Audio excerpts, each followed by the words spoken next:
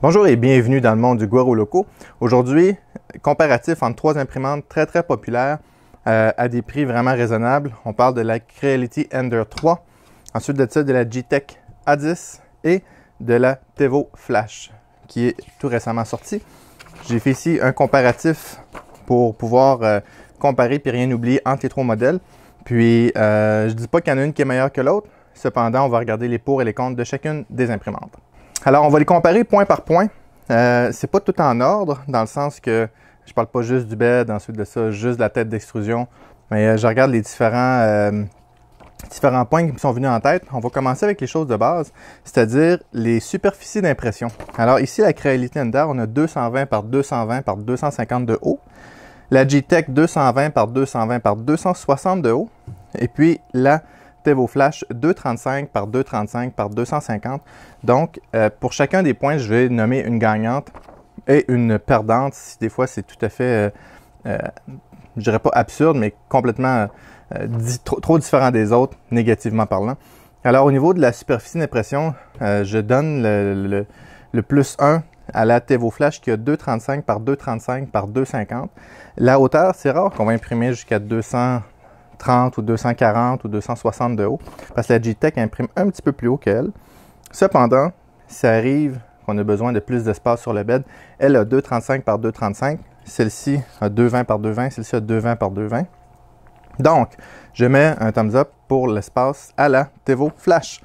Au niveau de la résolution d'impression, bon, on parle de 100 microns. Les trois, c'est pareil, donc il n'y a pas de gagnant. Au niveau de la température maximale de l'extrudeur, alors ça ici, c'est selon le fabricant. Selon le fabricant, celle-ci peut être à 280. J'ai quelques doutes là-dessus parce que la buse n'est pas une full métal. Ensuite de ça, celle-ci à 250, celle-ci à 260. Je ne mettrai pas celle-ci gagnante parce que il y a un tube de PTFE à l'intérieur. Et puis, si le tube fond, ben, c'est la même chose pour les autres. Donc, je mettrai un maximum de 250 pour chacune. Je ne mettrai pas de gagnant là-dessus. Bed chauffant, oui, les trois ont un bed chauffant. On va ensuite de ça, le type de bed, le type de plateforme. Alors, celle-ci, c'est la nouvelle Ender. J'ai la vieille Ender qui est là-bas à l'arrière. La vieille Ender, elle avait un build tack collé sur un bed d'aluminium. Celle-ci a une surface qu'on peut enlever. Dans le fond, ça reste un build tack, mais qui est comme sur une surface dure. Alors, ça, c'est bien. Celle-ci a une super plate. Ça ressemble à l'ultra base, un petit peu d'Anycubic. Ça colle bien dessus, puis quand la pièce est froide, elle décolle. Et puis celle-ci a un verre. Celle-ci est collée. Le verre est collé. Celle-ci est détachable. Même si j'aime mieux le verre et la super plate, si mon verre est graffiné ou endommagé, si ma super plate est endommagée, ça va être très compliqué de changer la surface. Tandis que celle-ci, j'ai juste enlevé ça ici. Et puis, j'ai accès à mon bed d'aluminium. Donc, je vais mettre plus 1 pour la Ender. Même si j'aime mieux le verre, mais ça aurait été mieux un verre qu'on puisse enlever. Par exemple, comme sur la A30, que j'ai ici pas loin, que je vais vous montrer dans les prochaines semaines. C'est une super plate comme ça, mais elle tient avec des clips. Donc, je peux l'enlever, la remplacer facilement. Si celle-ci aurait eu ces clips-là pour la tenir, ça aurait été pas mal mieux. Donc, plus 1 pour la Ender. Maintenant, est-ce que le bed chauffe en AC? C'est-à-dire directement sur le 110 ou 220? Non. Celle-ci, c'est 24 volts, et celle-ci, oui. Le bed chauffe extrêmement rapidement. L'autre côté, c'est qu'il faut s'assurer que les fils sont bien tenus à l'arrière parce que c'est quand même du 110 volts, et puis ça peut piquer les doigts. Ensuite de ça, les trois fonctionnent au 24 volts. Niveau. Au niveau du niveau, celle-ci, c'est manuel. Celle-ci, c'est manuel, mais on peut avoir l'option d'un détecteur de proximité. Celle-ci est manuelle ou avec le BL Touch. Alors, on a l'option de prendre le BL Touch. Donc, je vais mettre plus 1 pour elle parce que le BL Touch est de loin plus agréable à travailler que le détecteur de proximité. Même si le détecteur de proximité fait bien le travail, j'aime beaucoup mieux BL Touch. Puis, au moins celle-ci, je peux l'avoir en option, tandis que la Ender, je ne peux pas l'avoir en option. Si celle-ci, on aurait eu le BL Touch, ça aurait été vraiment bien aussi. On peut probablement l'ajouter, mais pas en option à l'achat. Ensuite de ça, est-ce qu'on peut avoir le Dual Z en arrière? Celle-ci, je ne peux pas l'avoir, celle-ci non plus. Et celle-ci, oui, mais en option. Par défaut, elle vient seulement qu'avec un, mais je peux l'avoir en Dual Z, comme celle-là ici, que j'ai pris toutes les options possibles dessus. Ensuite de ça, refroidissement. Alors, j'ai coté le refroidissement. Celle-ci, On le voit pas, mais j'ai changé la buse de refroidissement. Par défaut, je lui mets un 2 sur 5. Le système de refroidissement est vraiment pas optimal sur la Ender. Quand je parle de refroidissement, c'est le refroidissement du matériau qui sort. C'est pas terrible. Alors, j'ai changé la buse, pas la buse, mais le conduit de ventilation pour l'améliorer. Puis elle va déjà mieux, mais par défaut, c'est moyen. Celle-ci est un peu mieux. C'est le même principe avec un ventilateur sur le côté. Cependant, le conduit d'air est beaucoup plus précis, beaucoup plus mieux. Beaucoup plus mieux. Il est plus mieux. Puis, je l'ai mis un 3 sur 5. Tandis que celle-ci, c'est deux ventilateurs sur le côté qui soufflent directement sur ma pièce. Je lui ai mis un 5 sur 5. C'est le même système de refroidissement que sur la Little Monster. Ils sont excellents. Donc, celle-ci, 1 plus 1 pour la Tevo Flash. Boîte de contrôle. Alors, les boîtes de contrôle sont internes. Ici à l'interne, ici en dessous, puis l'autre est ici à l'arrière. Ces deux-ci sont faciles à ouvrir. Celle-ci est pas mal plus compliquée à ouvrir. Cependant, on ne va pas jouer là-dedans tous les jours, puis est en arrière. Donc, c'est quand même pas trop pire. Mais c'est mieux ça qu'une boîte externe comme celle-là ici. Vous avez vu que ma Tevo Tornado a monté en hauteur parce que j'ai mis la boîte de contrôle en dessous. J'ai le projet de la rendre autonome, c'est-à-dire la boîte de contrôle comme celle-ci un peu, là, dedans, mais je ne suis pas encore rendu là. Parce qu'il faut que je fasse de la place pour la nouvelle imprimante, la A30. Donc, au niveau de la boîte de contrôle, les trois sont équivalentes. Je dirais que celles-ci sont un petit peu plus faciles à aller jouer dedans. Celle-ci est plus complexe. Fait que même celle-ci est encore un petit peu plus facile qu'elle. Donc, je vais mettre un thumbs up à la A10, excusez-moi. Carte SD. Alors ici, on a une carte SD micro. On a une carte SD standard, carte SD standard. Ça me fait pas triper les micros pour les imprimantes 3D. C'est petit à manipuler, puis c'est facile à perdre. J'aime mieux les cartes standards. Donc, plus 1 pour ces deux-ci. Au niveau de la carte mère c'est un Milzy. Celle-ci, c'est une GT 2560 et puis celle-ci, c'est une MKS Gen L. Alors, vous connaissez ma préférence pour les MKS Gen L. Je mets un thumbs up à elle. Cependant, je mets une mention d'honneur aussi à celle-ci, la GT 2560, qui est une super bonne carte. Cependant, il y a moins de diagrammes, il y a moins de choses accessibles que pour la Gen L, mais vous allez voir, elle a un avantage, elle.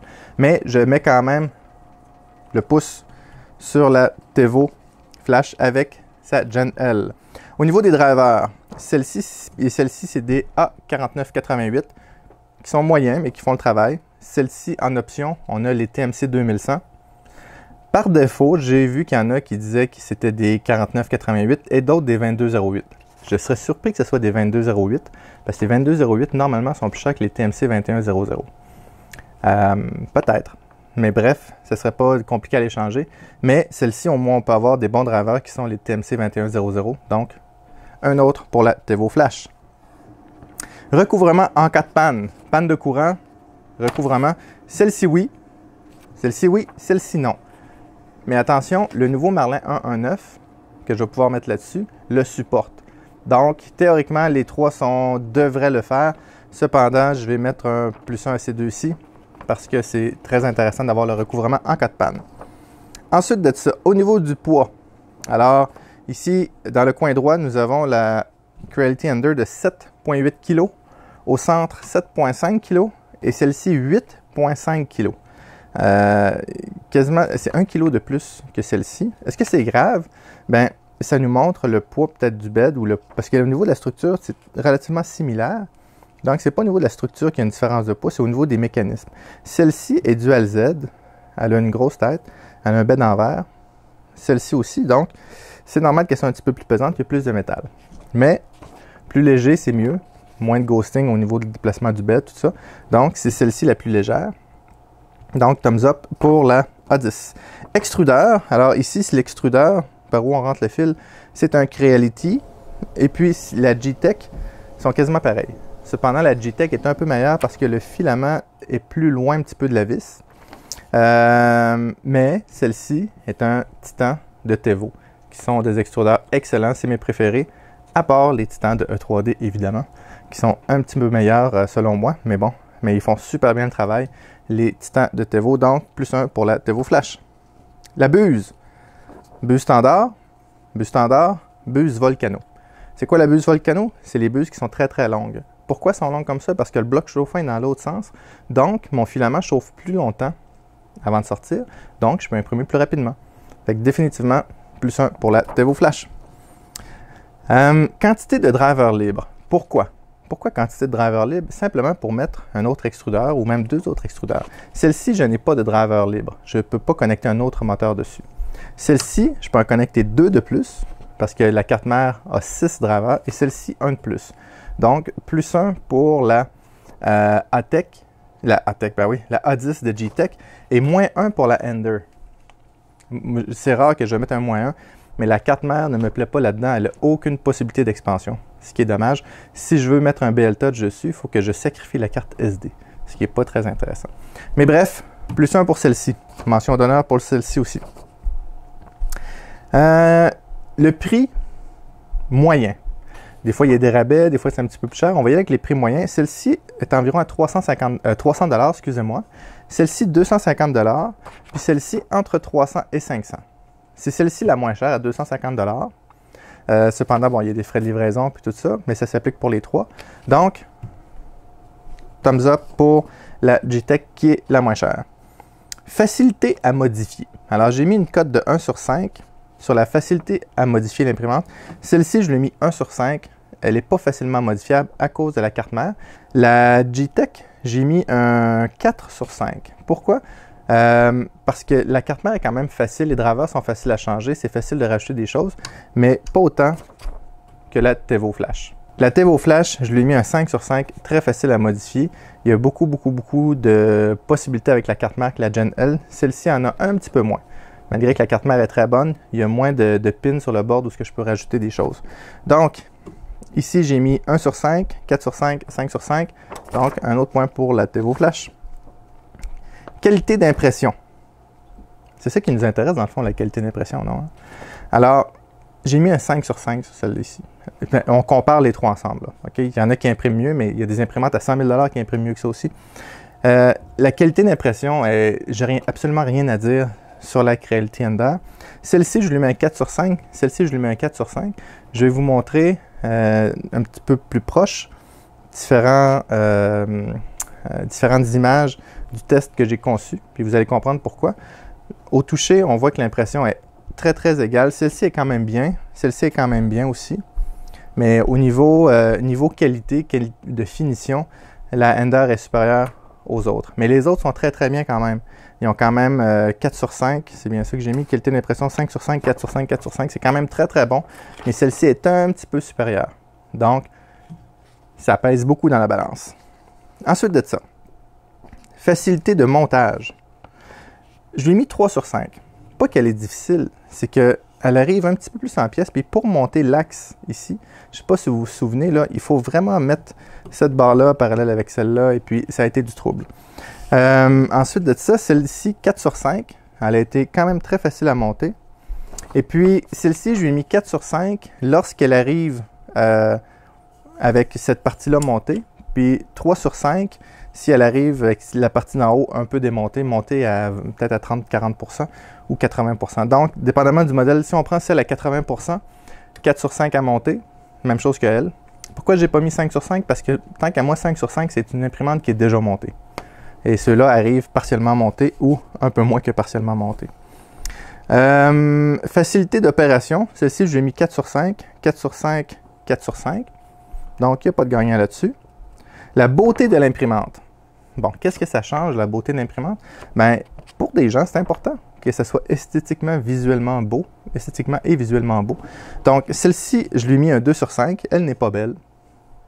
Elle n'a aucun effet wow, si ce n'est que la petite tête ici avec le Ender et le chrome autour du bouton, mais le reste n'est pas très charmant à voir.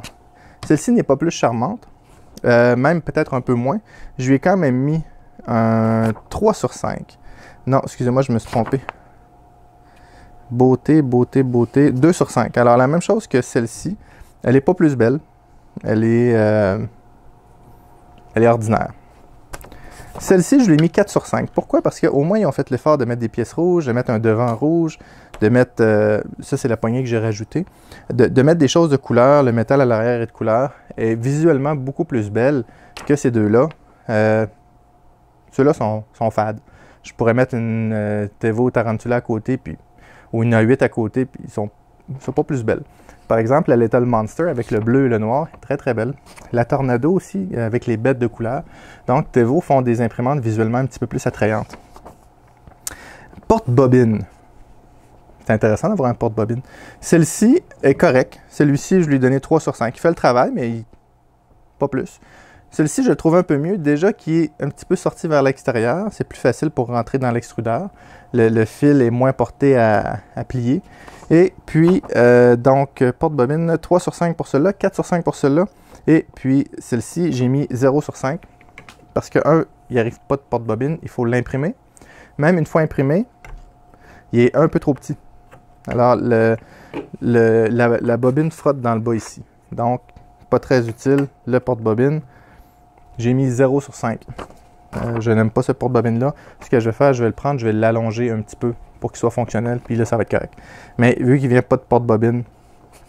Au niveau du bruit, le bruit, c'est important aussi. C'est beau que ça soit, c'est le fun que ça soit beau, mais bruyant aussi, ça peut être tannant. Celle-ci, par défaut, je lui ai mis un 2 sur 5. Elle est bruyante. Elle fait du bruit. Si vous avez une Ender et vous n'avez pas rajouté des silent blocks, vous avez des amortisseurs de vibration, regardez ma vidéo que j'ai faite, mettez-en, vous allez voir, c'est toute une différence. Ensuite de ça, celle-ci, j'ai mis 3 sur 5. Elle est un peu moins bruyante. Les ventilateurs sont très bruyants, mais les axes font un peu moins de bruit. Donc, celle-ci, un peu mieux. Et celle-ci, je l'ai mis un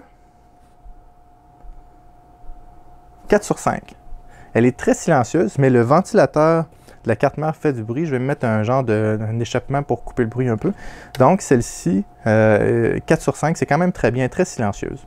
Pas autant que la Tornado une fois modifiée, mais le seul bruit qu'elle fait, c'est les ventilateurs.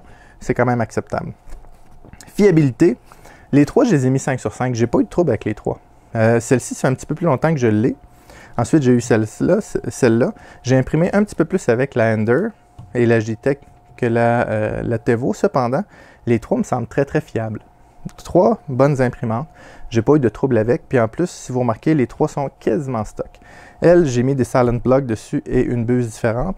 Celle-ci, puis la petite poignée pour tourner l'extrudeur. Celle-ci, il y a juste la poignée pour l'extrudeur. Puis celle-ci, j'ai juste mis la poignée ici pour les axes. C'est tout. J'ai pas fait de grosses modifications dessus présentement. Ça va venir. Disponibilité des pièces. Celle-ci, j'ai mis 3 sur 5. Pourquoi? À cause de la carte mère Melzi. Si par exemple, j'ai au niveau des extrudeurs, au niveau des pièces courantes, c'est tout à fait normal. Mais la carte mère est un petit peu plus difficile à trouver, la Melzi de la Creality. Si je la veux déjà programmée, il faut que je l'achète de chez Creality. Celle-ci, j'ai mis 2 sur 5 pour les pièces. C'est la même chose, c'est à cause de la carte mère et l'écran. L'écran a un câble un peu étrange. Donc, si j'ai un problème d'écran ou si j'ai un problème de carte mère, je n'ai pas le choix de faire affaire avec JTech directement. Donc, c'est moins intéressant. Je ne peux pas acheter mes pièces pas loin puis remplacer la carte mère et l'écran. Au niveau extrudeur, au niveau des connecteurs, au niveau des tubes PTFE, au niveau de l'alimentation, tout ça, c'est standard. Mais c'est standard à peu près pour toutes les imprimantes. À peu près toutes les imprimantes. Mais la base aussi, ça va être dur à trouver. Celle-ci, je peux toujours me mettre un verre, mais celle-ci, je n'ai pas le choix de l'acheter sur JTech ou d'acheter un autre modèle compatible, mais ça va être un petit peu plus compliqué. Celle-ci, j'ai mis un 4 sur 5. Pourquoi? À cause de la carte mère aussi, puis l'écran. Alors, tout ça, c'est standard. Ça se trouve très facilement, même avec le lecteur de carte SD. Ensuite de ça, la carte mère, c'est une Gen L. Les drivers sont faciles à trouver. Il y en a ici à Québec, dans la région de Québec. Au Québec, il y en a facilement. Donc, elle est facile à réparer. Les moteurs NEMA aussi sont relativement standards. Ce n'est pas des petits comme ceux-là de la Creality ou de la JTech. C'est quand même des moteurs un petit peu plus gros, un petit peu plus forts aussi. Fait que j'ai mis un 4 sur 5 pour la disponibilité des pièces et facilité de remplacer les drivers. Pourquoi? Parce que ça peut arriver qu'un driver brûle ou que je veux le changer pour avoir des fonctions avancées ou avec un nouveau firmware ou me rendre ça plus silencieuse. Celle-ci, j'ai mis 0 sur 5. J'ai mis 0 sur 5 parce qu'on ne peut pas changer les drivers, il faut changer la carte mère. Celle-ci, j'ai mis un 4 sur 5 parce que le firmware, c'est pas un Marlin standard qu'il y a dedans, donc il faut le jouer un petit peu avec. Ça reste un Marlin, mais il faut le modifier un petit peu plus. Et puis celle-ci, les firmware sont facilement disponibles. J'ai mis un 5 sur 5. C'est très très facile de remplacer les firmware. Alors si on fait le décompte, 1, 2, 3, 4, celle-ci gagne 4 points. Celle-ci a 5 points. «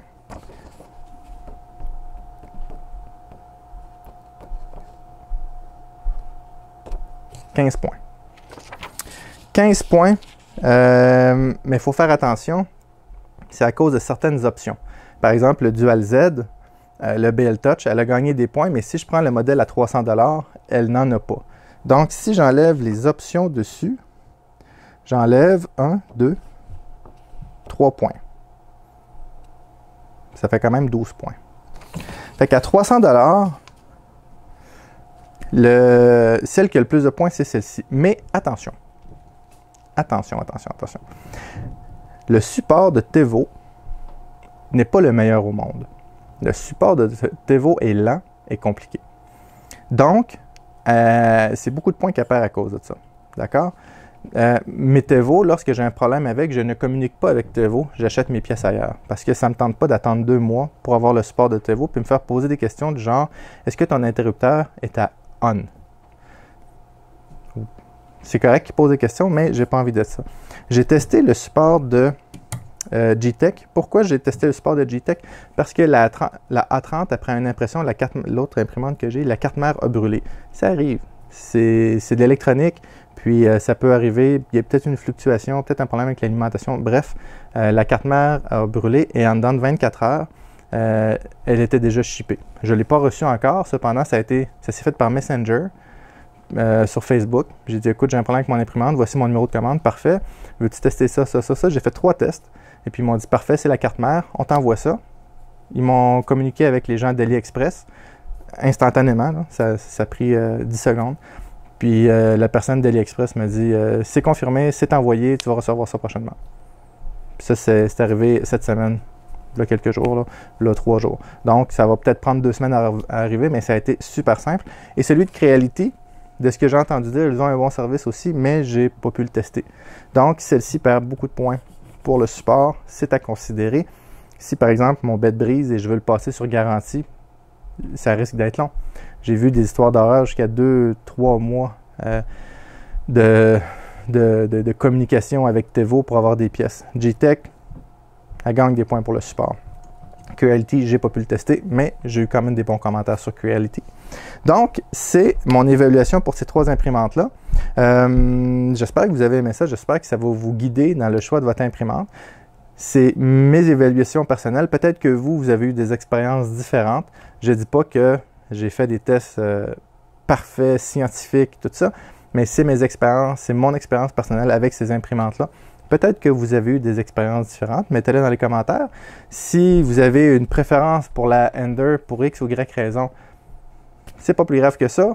Moi, j'ai une préférence pour la Tevo Flash parce que à cause des options, mais elle a coûté quand même 200 $ de plus. Puis, mais ça reste 3 bonnes imprimantes, super qualité d'impression, super rapport qualité-prix, des options vraiment intéressantes dessus. Donc, si vous avez acheté une Ender 3, ne soyez pas déçus, la qualité d'impression est là. Si vous avez acheté une A10, le rapport qualité-prix est excellent. Puis si vous avez acheté une Tevo Tornado, dites-vous qu'elle est facile à upgrader et les options qu'on peut mettre dessus, c'est incroyable. Donc, vous voyez, il y a des bons côtés dans les 3. J'espère que vous avez aimé ça. Mettez un like, partagez la vidéo et à bientôt.